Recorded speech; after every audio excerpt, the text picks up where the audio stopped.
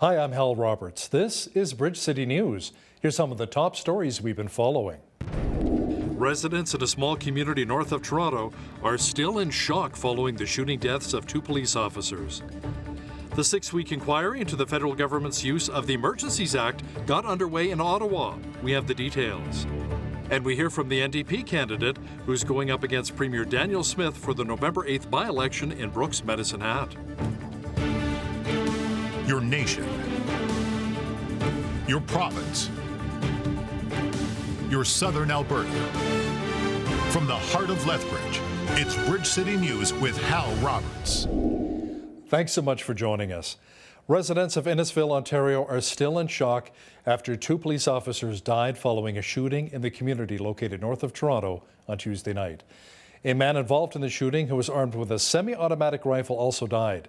The reports the shooter was 23-year-old Chris Doncaster, a former Canadian Armed Forces member.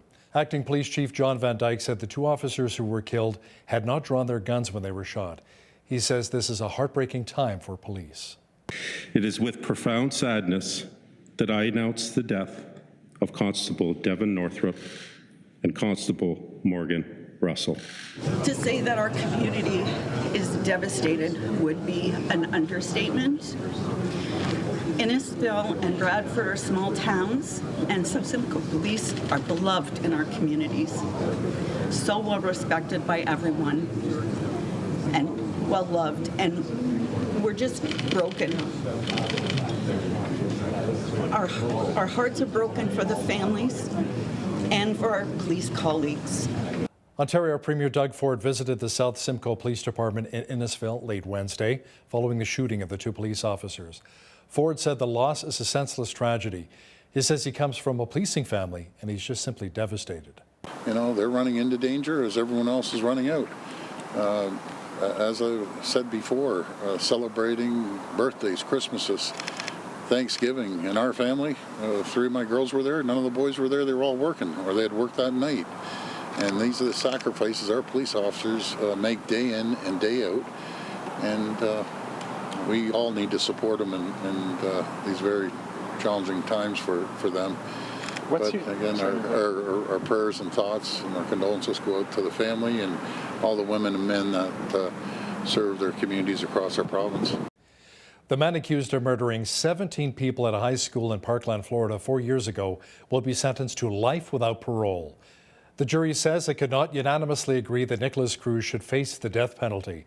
After 7 hours of deliberations over 2 days, the jury delivered its decision and ended Cruz's 3-month trial.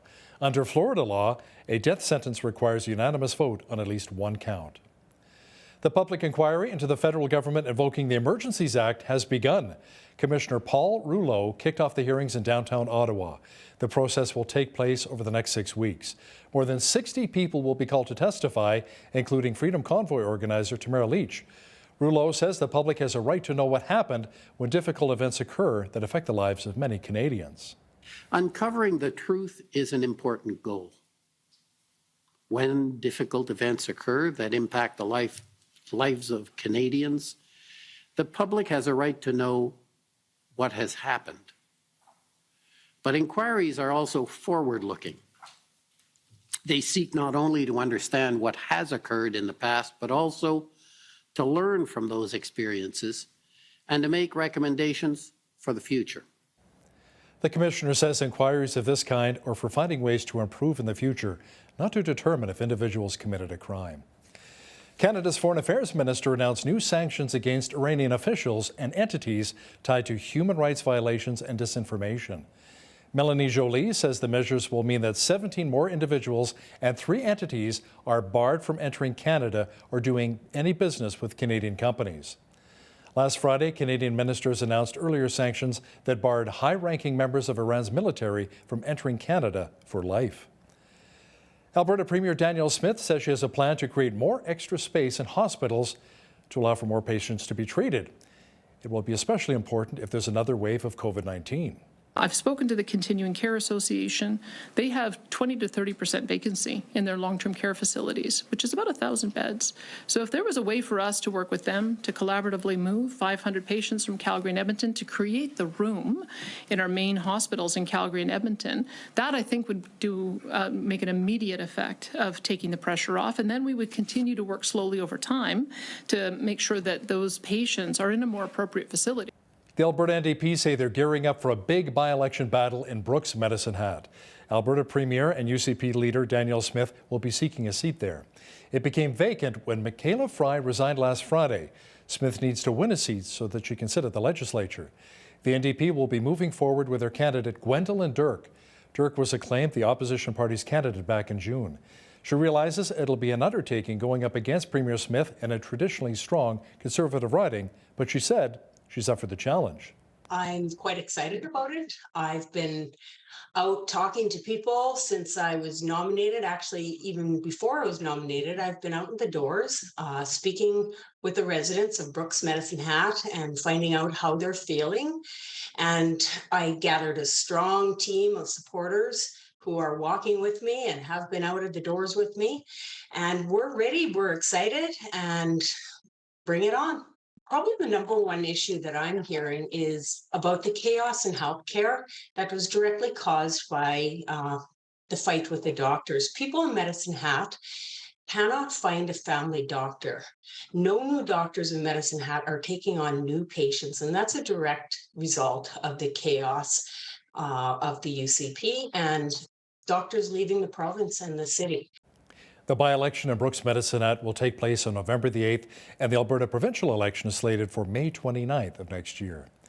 Well, Jeanette Rocher is in now with an early peek at the forecast. Jeanette, it's been beautiful weather here in southwestern Alberta. It's feeling more like summer than fall right now, and it could get even warmer?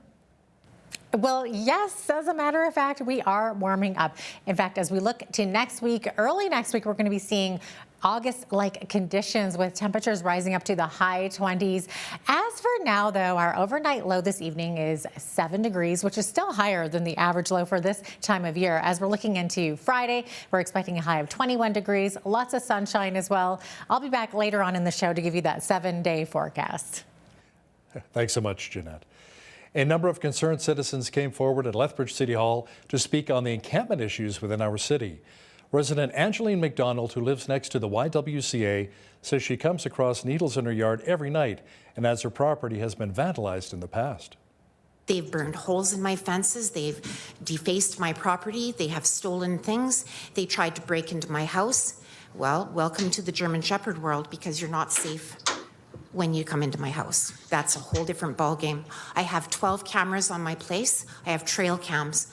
I have registered everything with the city, and I'm about to get 5 more tomorrow. So this is what I'm saying is, as an emergency responder, I have to respond to these calls. Taking it away from there, I'm also a citizen of Lethbridge, and I'm a proud citizen here. I've been here a long, long time. I want to feel safe.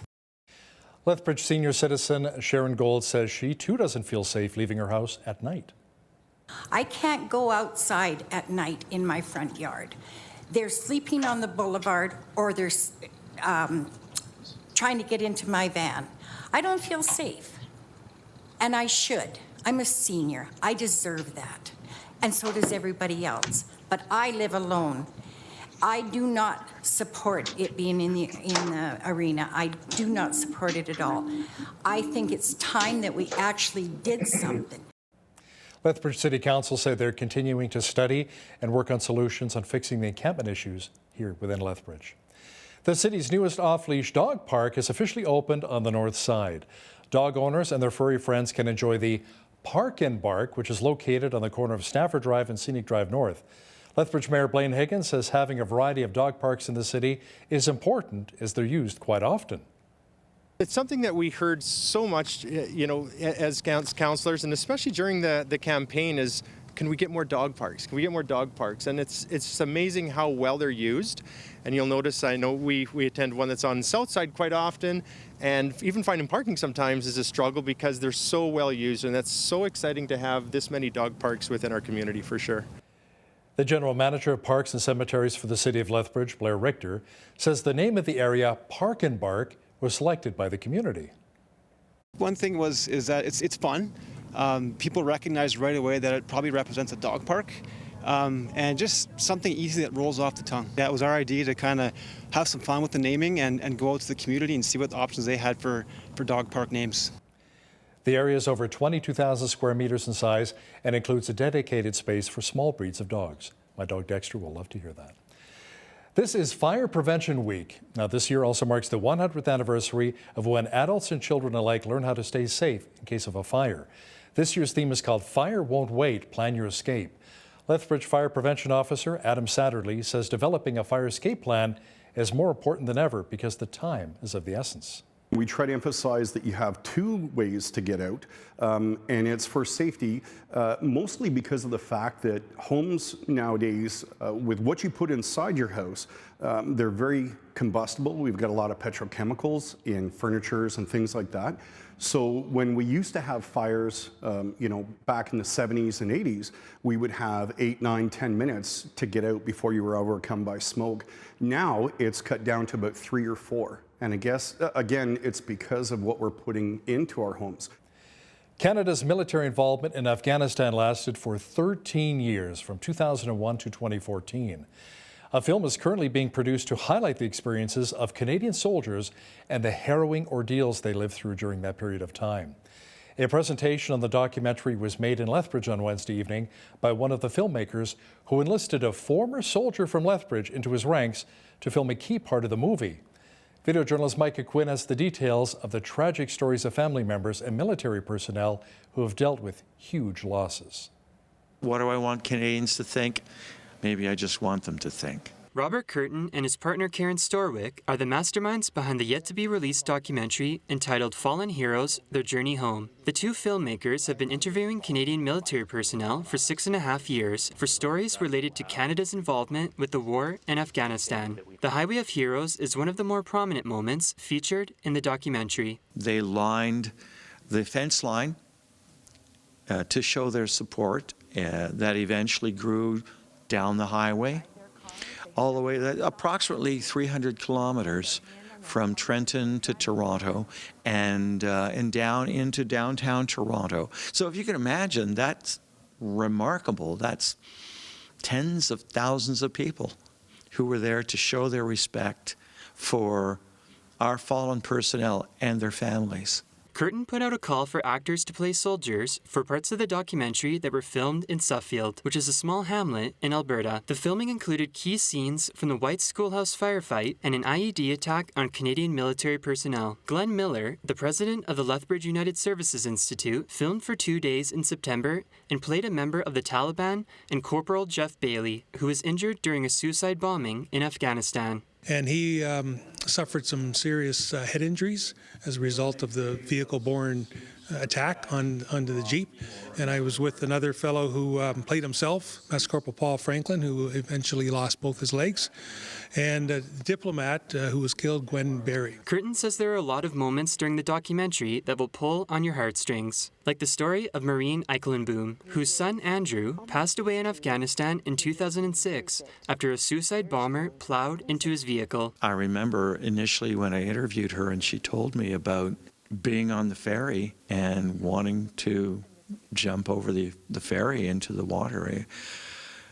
She wanted to be with her son. Fallen Heroes, Their Journey Home is set to be released in April of 2023, which coincides with the 21st anniversary of when the first 4 Canadians were killed in Afghanistan. For Bridge City News, I'm Micah Quinn. There were explosions in Kyiv, Ukraine, as Igor and Ina hosted their radio morning show earlier this week.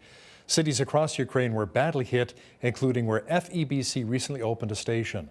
The radio announcers say they need urgent prayer as they continue to share the good news of Christ during the devastating war.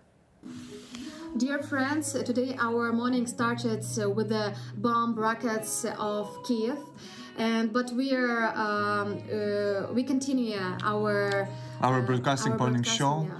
And we want to say that we are here. We came within to our Kyiv Media Evangelism Center, and we realized that our people, our listeners, our viewers who watching our morning show broadcasting, they need Jesus. So that's why we are praying during all this time. We are telling them about truth, about hope, and of course we're also here. We can hear explosions close to our studio because we are in downtown of Kyiv. And also there was some problems with the lighting, with electricity. Yeah. So, but we're but all our staff, yes, also continue working, and we are here. So please continue pray for Ukraine, pray for us, especially, and of course for people of Ukraine who need Jesus in this terrible, dangerous time. Thank you. Yeah, praying for their protection, absolutely. Well, it's nice and mild again in Lethbridge today, and the warm temperatures will be sticking around. Full weather details are on deck.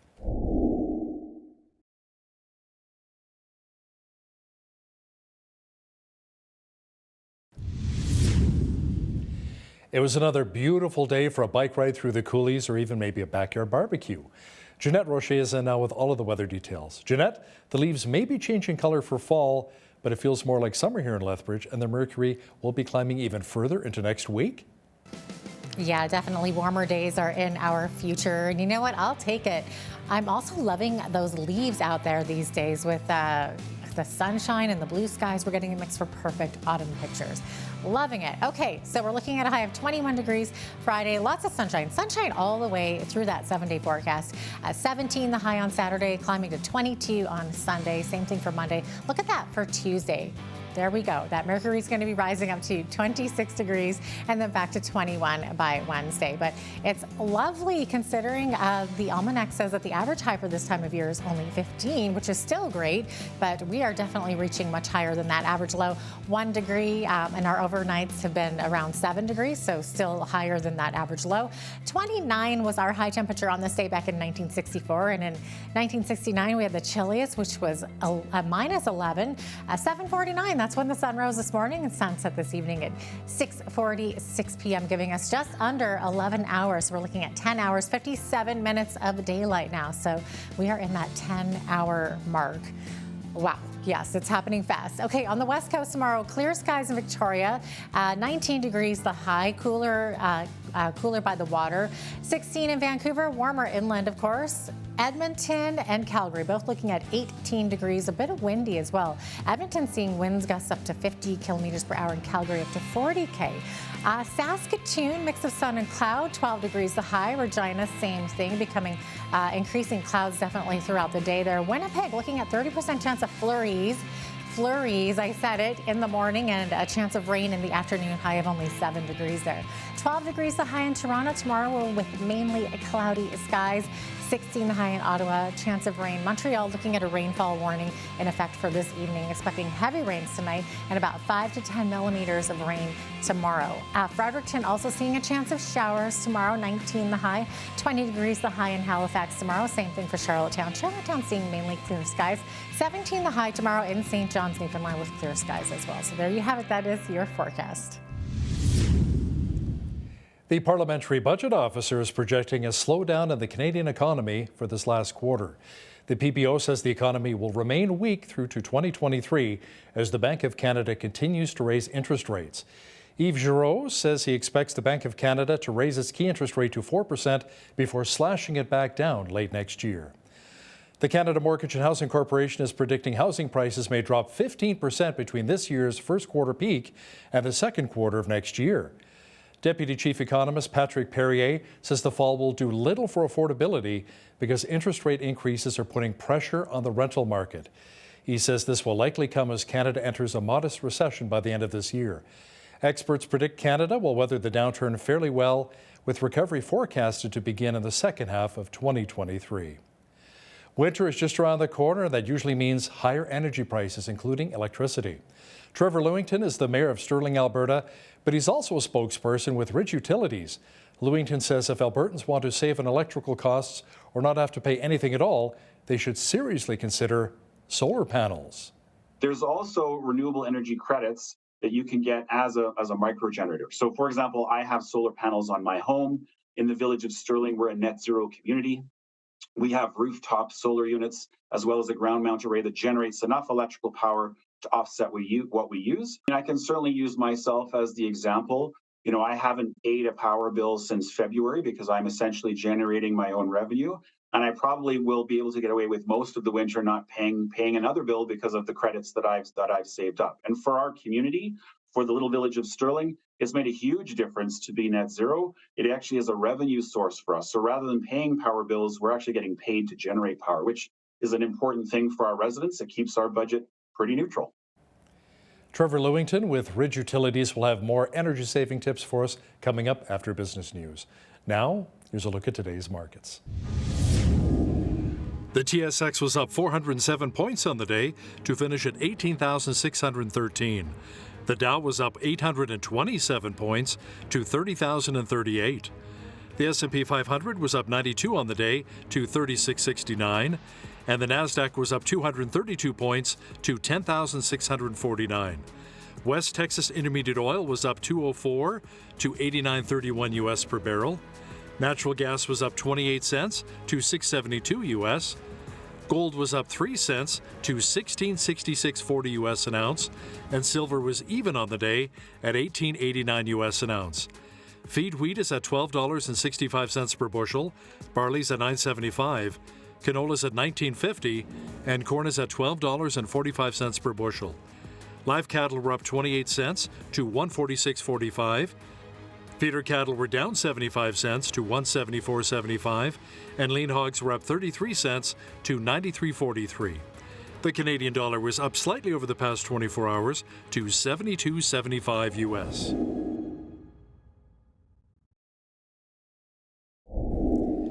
Recapping one of our top stories, the public inquiry into the federal government invoking the Emergencies Act has begun. Commissioner Paul Rouleau kicked off the hearings in downtown Ottawa. The process will take place over the next 6 weeks. More than 60 people will be called to testify, including Freedom Convoy organizer Tamara Leach. Rouleau says the public has a right to know what happened when difficult events occur that affect the lives of Canadians.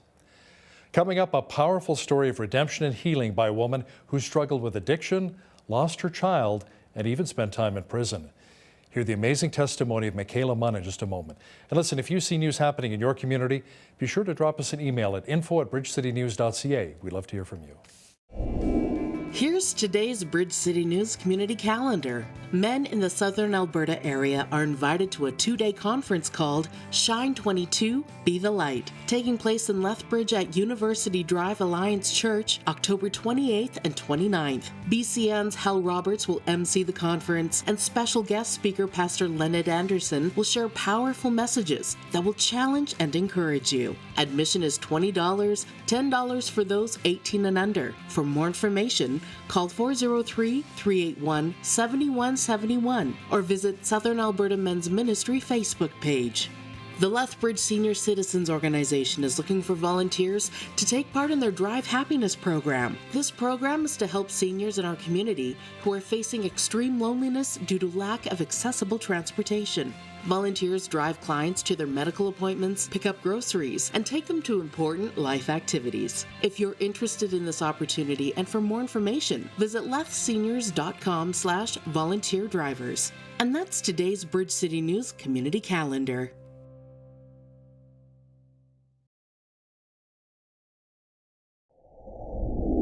Well, today we have a couple of interesting guests with a very touching story of redemption and hope to share.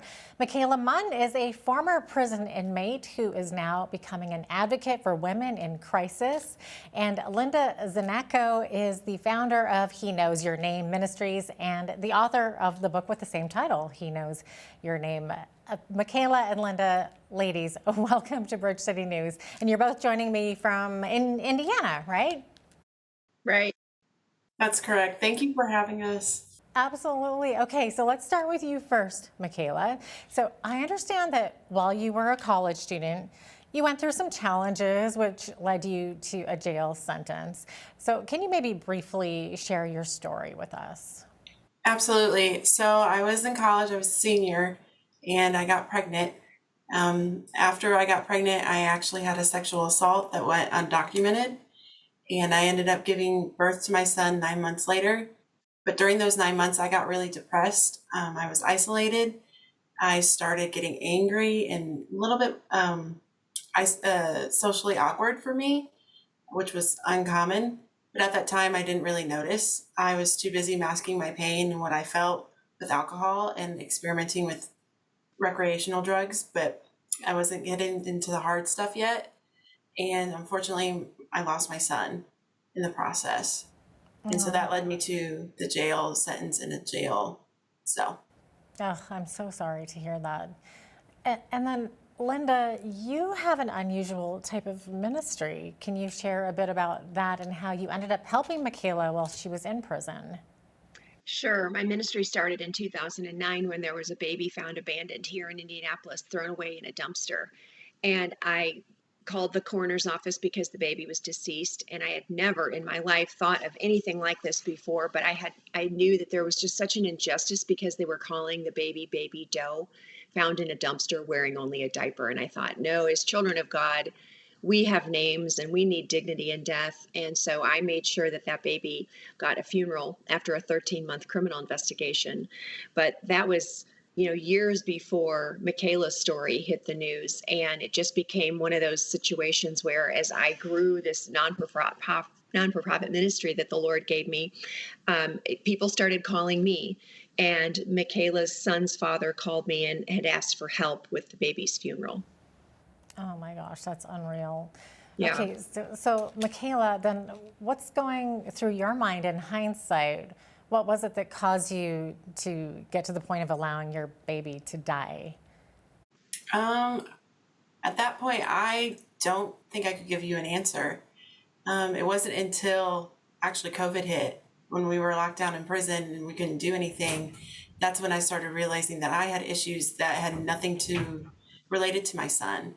I was so depressed. I was so self-centered, and I wasn't focused on the right things. I lost myself is what it was. I got so far down a rabbit hole that I couldn't feel my way up. And I knew that I couldn't change what I did. I know what I did was wrong, and I deserved to be punished for what I done.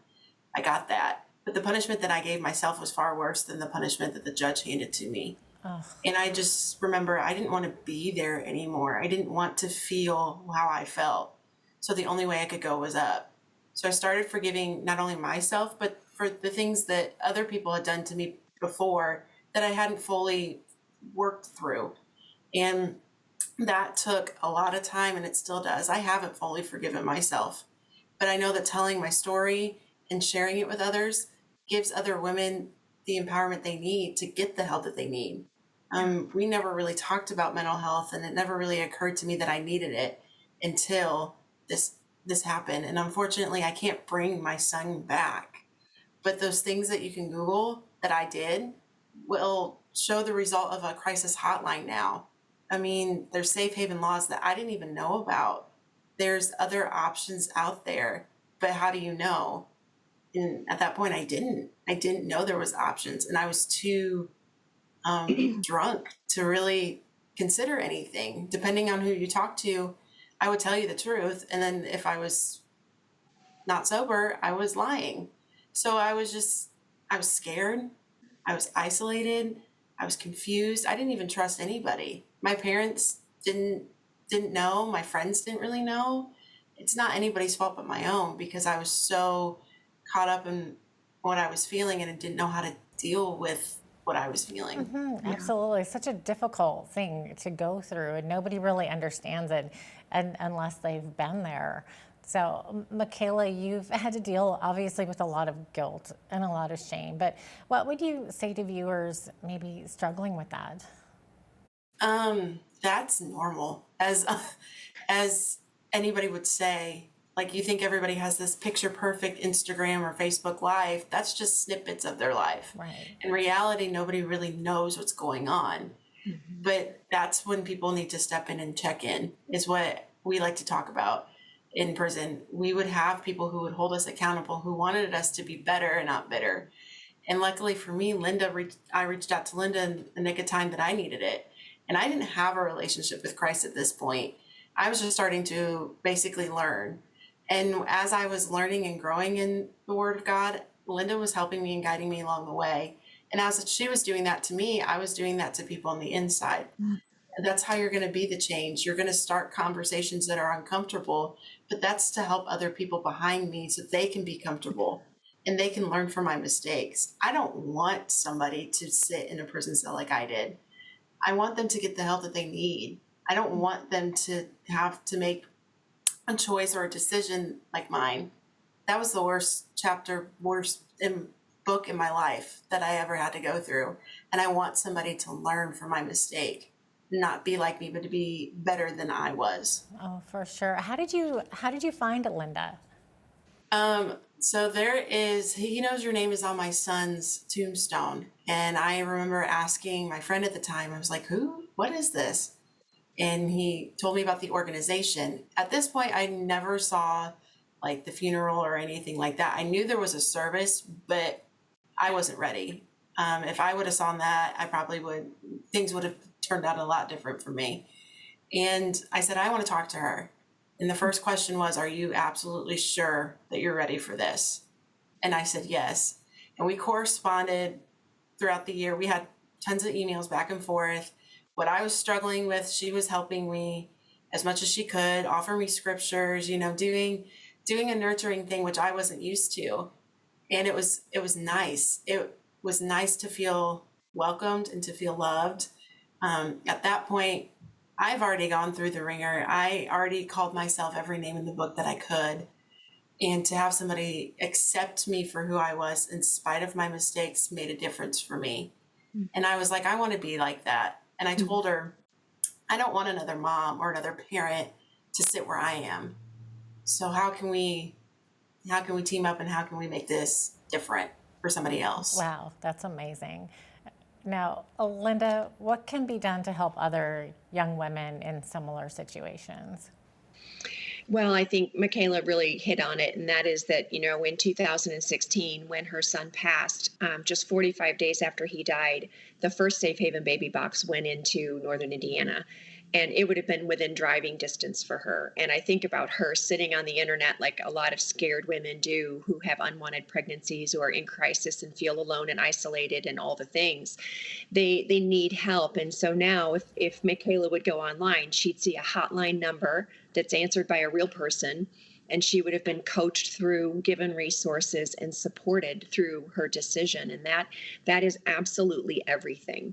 And so the work I do alongside the Safe Haven Baby Box is to do just that. It's to provide resources, and it's anonymous safe surrender for moms in crisis. And there's like 126 boxes now. There's been 21 safe surrenders of babies in those boxes who are healthy and adopted in 30 days.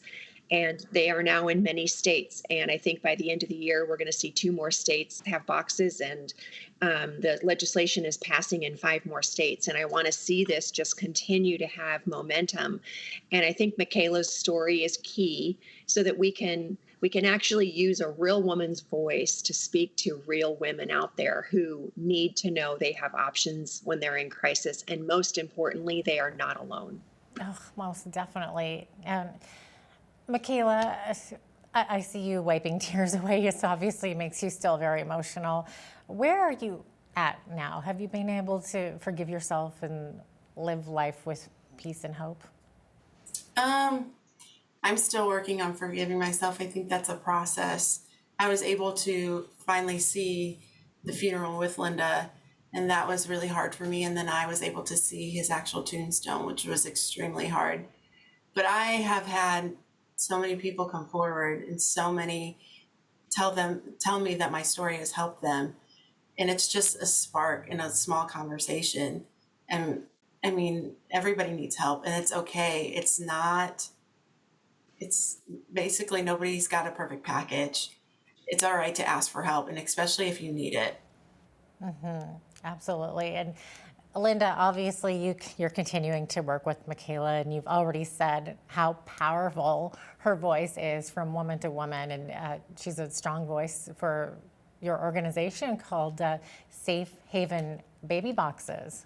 Well, Safe Haven Baby Boxes was founded by Monica Kelsey, and He Knows Your Name is my ministry. And we've collaborated together because we're both really fighting to educate and raise awareness for the Safe Haven law.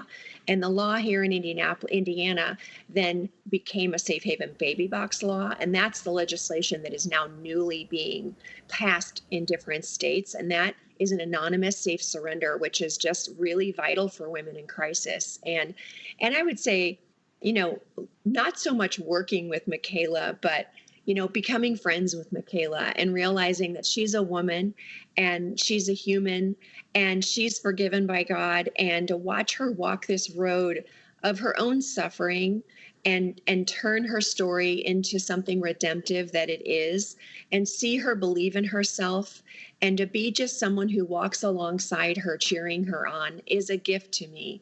And that's what women need. We need real relationships. We need to walk with people who really believe the word of God, and the grace of God is for all of us. And I do not judge Michaela. I officiated her baby's funeral. I was there when she wasn't. And so I have a story for her that I get to hold in my heart and give her, like the pictures from the funeral that I officiated. And I got to meet her parents back then, and then to step into the courtroom on April 21st, which was her birthday this year, and give testimony at a modification hearing for her on her behalf and say, I believe in her, and I believe her voice is so important in this generation.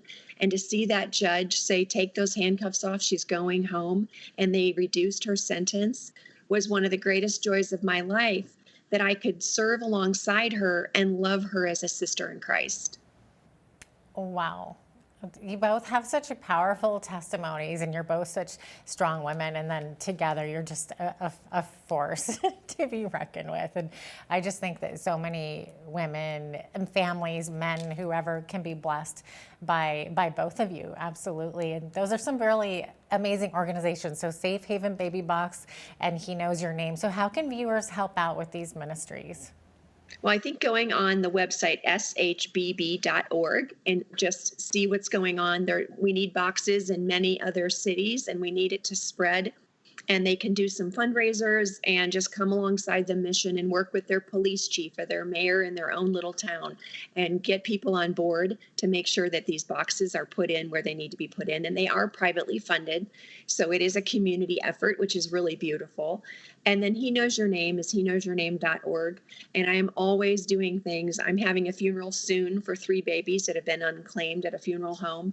And I continue to really bring dignity in death by making sure a child has a name in life, and celebrating life and honoring every single baby, no matter what, is really what I'm doing. And so I would say follow me on social media, subscribe to my newsletter that's through my website, because it's so current, and I love for people to know exactly what I'm doing month by month so that they can join in where they can, and also see needs then in their own cities, which I'm Washington State this Saturday is doing a dedication for something at a private hospital. And it's because this woman, a nurse, connected with me because she heard me on the radio.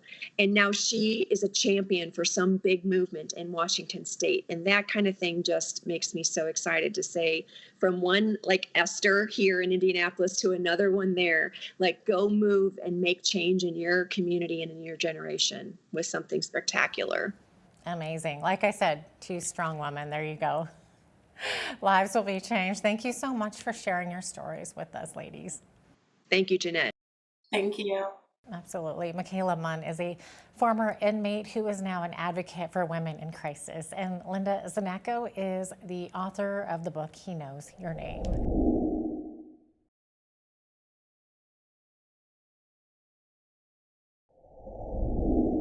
As we inch closer to the longer evenings and colder temperatures of winter, our thoughts turn to family budgets and the need for an increase in home heating costs. It's almost certain that utility rates are top of mind for many, but there is a homegrown Alberta solution for this. And to talk with us more about options for less expensive electricity and natural gas, we are joined by a man who wears many hats, Trevor Lewington of Ridge Utilities in Sterling, Alberta, who's also the mayor of Sterling.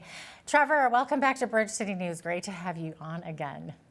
Thanks so much for having me. Look forward to talking to you about this. Awesome. Okay, so first off, can you maybe explain Why utility rates in Alberta seem so high right now? Yeah, there's a number of factors that are influencing utility rates. Obviously, there's some global considerations. Russia's invasion of Ukraine has destabilized global markets, creating uncertainty on the European market, which inevitably trickles over here. In Alberta, we've transitioned a number of coal-fired facilities over to renewable energy, so wind and solar, for example. And when the wind doesn't blow, of course, that creates sort of peak demands and shifts in pricing. And after the pandemic, we've seen the economy come roaring back. We've got people traveling. We've got lots of activity in the economy, and so that's actually driving demand as well. We see things like electric vehicles starting to be present on our streets, again increasing consumption. So for the next little bit, we can definitely expect a lot of volatility in pricing. And I think, unfortunately, we're going to continue to see prices for both electricity and natural gas continue to rise. Yeah, that is very unfortunate. And it seems almost like the cost was shifted from taxpayers to end users. So is this why we're seeing higher utility rates partially as well? Well, so the previous NDP government had something called what they called a price cap. So it essentially limited rates to a maximum. The challenge, though, is that the people that generate the power were still actually getting paid what their costs were. So in effect, you had a fixed rate that you and I would pay as a consumer, but then there was a tax subsidy, essentially. The government was still paying those generators from just a different bank account, if you will. So at the end of the day, whether there's a price cap or not, we still end up paying for what it costs to generate the power. And so that how that shows up on our bill just changes depending on what government policy or programs in place. Okay, and then is this change now costing the Alberta government any more or less than in the past? Well, as you said, consumers are feeling the pain. We've seen build outs of transmission. So, the wires essentially that get the power to our businesses and our homes. We've seen the build out of infrastructure over the last couple of years. And so the companies that have built that infrastructure pass that along. We see that on our bill in transmission and distribution fees. We're seeing the impact of federal carbon taxes, for example, that show up on our natural gas bills. And so a lot of those costs get trickled down to the consumer, and we do see that on all of the various different lines that show up on our monthly bills. What about inflation rates? Do you think that increasing utility costs are one of the reasons for that? Yeah, certainly we're hearing from both consumers, residents as well as businesses that they're seeing increased costs, both for natural gas and electricity. And ultimately, businesses are going to pass that along to consumers in the form of higher prices. There's only so much that a business can absorb while still maintaining their margins and paying their folks. And so we will likely see those costs pass through in the form of either a higher price or a surcharge. A lot of transportation companies, of course, are charging more for fuel. And so it's the same kind of idea for our utility companies. Okay. Now, the Alberta government has been providing $50 a month for electricity and natural gas costs. So do you think that maybe there's another solution that's a best course of action for this? Yeah, so the province acted pretty quickly, actually, by getting that energy rebate program in place, and it's now been extended to the end of the year. So on your electricity bill, if you're a homeowner or you're paying that utility bill, you will see that $50 a month. There is also some cost relief for natural gas, although that program won't kick in October. Despite the fact that we have higher prices, it's not high enough yet to trigger that program. The government's been complemented by a number of different sources for acting quickly and getting those sort of inflationary help back into the hands of consumers. Of course, there can always be improvements that are made, but the initial response, I think, has received, a reasonable amount of praise for being quick and being directly on people's bills to reduce the costs out of pocket. Okay. Trevor, can you maybe explain the government's regulated rate option? Yeah, so the RRO, or the regulated rate option, is something that exists primarily for electricity, but it's also available for natural gas. And it's basically a guaranteed rate. So it's the default rate. So if you don't do anything, if you don't competitively look, if you just have power delivered to your house or to your business and you never ever look at it, you will probably be on the regulated rate option. And right now, we're seeing that option very, very high. So it's ranging somewhere between 15 and 20 cents per kilowatt hour for electricity. That's an unprecedented level of price, actually. Whereas the alternative, there's many competitive energy providers out there, especially in Alberta's market.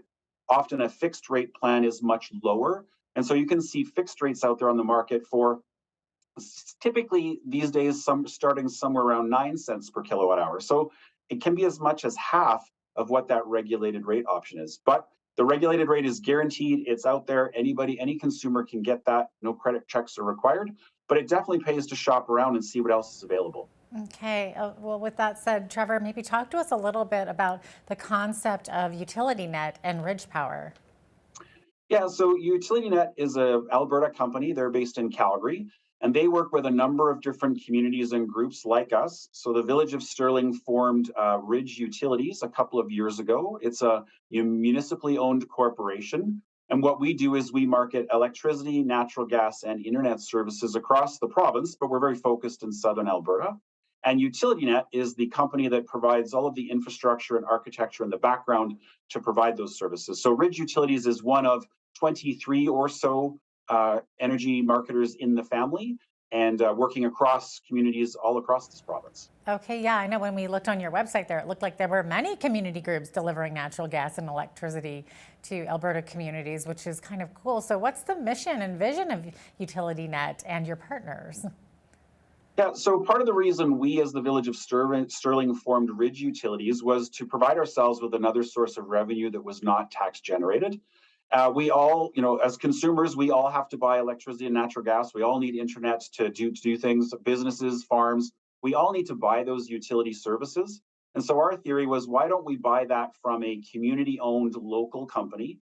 There are many energy companies in Alberta, for example, that are based in the United States. So we'd much rather see those profits and those jobs actually stay here in the province instead of sending money away to another province or even to another country. And so that was our primary motivation.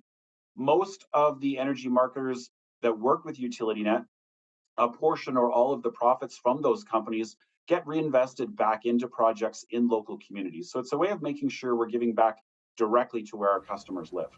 That's so neat. Okay, so how have the residents of Sterling and areas around southern Alberta like Lethbridge responded to this new idea?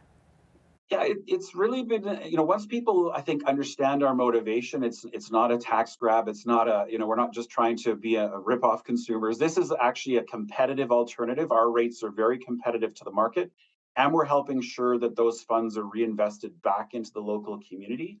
We've had a number of other communities join us. So, for example, the town of Raymond, the town of McGrath have joined as marketing associates of us. So they're working under the Ridge Utilities banner and essentially generating revenues for themselves and ourselves as they go through that process. But we've seen very diverse groups across Alberta. So, for example, a competitor of ours, but part of the UtilityNet family in Calgary, is a company called Sandstone Energy. And all of the proceeds from their operations get funneled back to the Calgary Public Library. So it's a way of supporting the Calgary Public Library with this energy and utility service. Oh, that's so cool. Are people actually seeing a difference, though, on their bills, per se? Yeah, like I said, we offer very competitive rates. Okay. When you look across all of the different energy and service providers across the province, we're buying through UtilityNet in bulk with our partners. We're buying, a hedge several months out. So we're able to make sure we get the best possible pricing. And of course, consumers should always be looking not just at the price for the commodity itself, but also those monthly administration charges that show up on your bill. Each energy marketer sets its own administration fee, so there's an opportunity to shop competitively for that as well. Okay, yeah, good advice there. Okay, so one group like Ridge Power recently started in Pincher Creek. So how can other groups start something similar in their communities? Yeah, so again, there's multiple ways of doing this. The first option is to become a marketing associate. So that would be, for example, like the town of Raymond is working under the Ridge Utilities banner.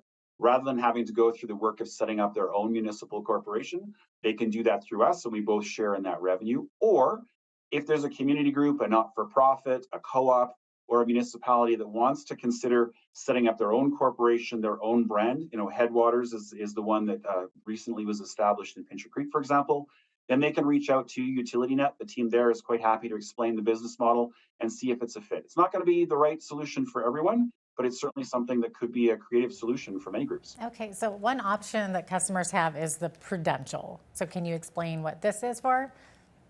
Yeah, so the way the market works in Alberta is that the generators and distributors of power, for example, the people that own the transmission lines and get it to your home, they actually get prepaid. So we have an obligation as the energy marketer to prepay what we think we're going to owe them next month. They're guaranteed that revenue essentially. And it basically protects them as the generator distributor of energy that if a customer defaults on their monthly bill, they're guaranteed that revenue. So we have to put up what's called a prudential or a security deposit to those companies.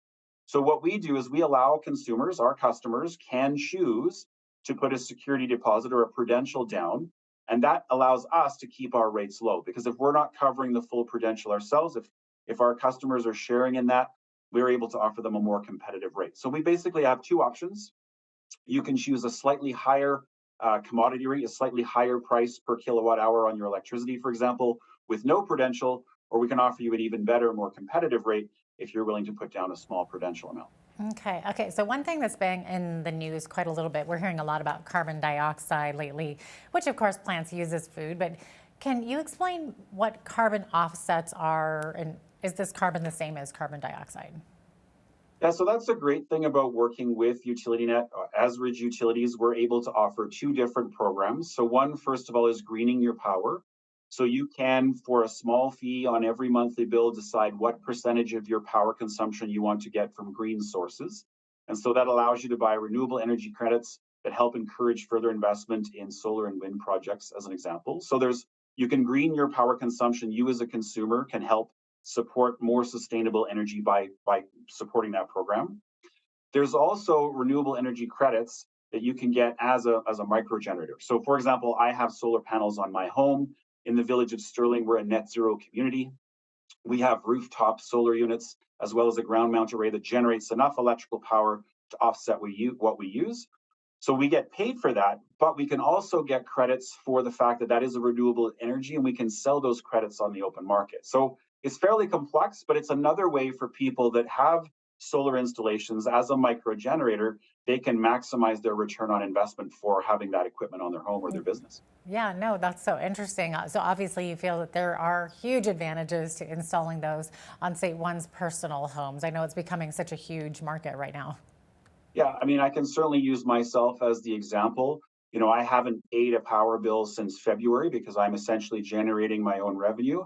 And I probably will be able to get away with most of the winter not paying another bill because of the credits that I've saved up. And for our community, for the little village of Sterling, it's made a huge difference to be net zero. It actually is a revenue source for us. So rather than paying power bills, we're actually getting paid to generate power, which is an important thing for our residents. It keeps our budget pretty neutral. That's absolutely incredible.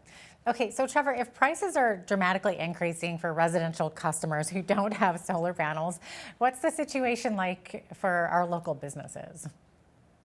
Yeah, I mean, we're all feeling the pinch, right? So I think as individual customers in our own homes, we're seeing that impact on our bills. So I don't think it'll be a surprise to anyone that the local business community is also feeling that pain. So again, I think it's important that both consumers and businesses shop the market, make sure you are doing comparisons, looking for the most competitive alternative. But then there's also an opportunity for all of us to reduce our consumption, right? So energy efficient appliances, changing to LED light bulbs instead of incandescent. There are small things that we can all do that ultimately will save consumption. And if you're not using the power, then you're not paying for it. So, you know, there's ways that we need to, I think, be creative collectively and look for ways that we can save money together.